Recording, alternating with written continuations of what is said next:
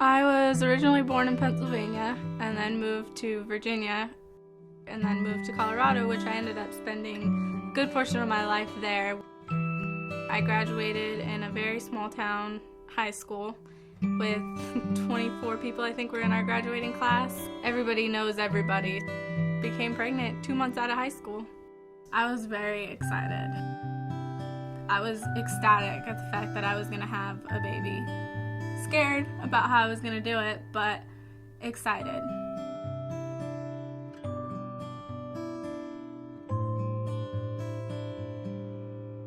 It's kind of something you can't put into words. All of a sudden you have this little baby in your arms that's depending on you for everything. He was perfect.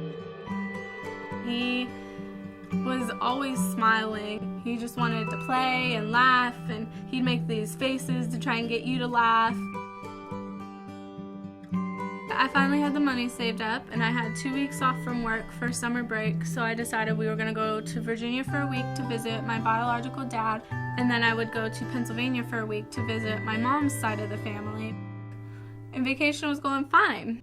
Well, a couple days into it, he came down with a cold, and I came down with it the next day. Got some Tylenol, we started to kick it, both of us were feeling better. It's up until the day before we left. We went shopping, we went to the lake, we did all sorts of stuff, and he was perfectly fine.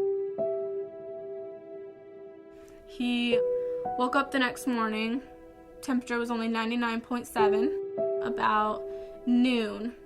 He was like wobbly when he was walking, and he was pulling on his ear a little. He puked everywhere, big puke, like too much for a baby. So I was holding him and calling the pediatrician at the same time. I told him his symptoms and everything, and the pediatrician was like, okay, you need to go ahead and go have him seen. We got to the hospital and they triaged him. He didn't have a fever. He didn't have anything that really stood out to them at that point. I went to go change his diaper, and I realized that he had a small purplish rash, like right above his genital area. And about 5 minutes later, you could see the spots were all over his body, everywhere. His arms, his chest, his back, his feet, everything. So I immediately took him up to the nurse's station and was like, look at this.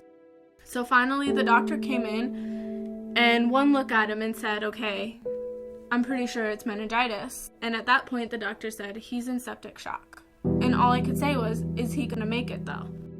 His heart rate dropped from 200 to 5. And all these nurses and doctors come running in and start doing CPR. They did CPR for 2 hours, longer than they had any requirement to, because he was fighting so hard. And he just couldn't fight it anymore. Losing a child is something that no parent should ever have to go through. And if you can raise awareness for the disease and save a parent from having to go through it, that's important.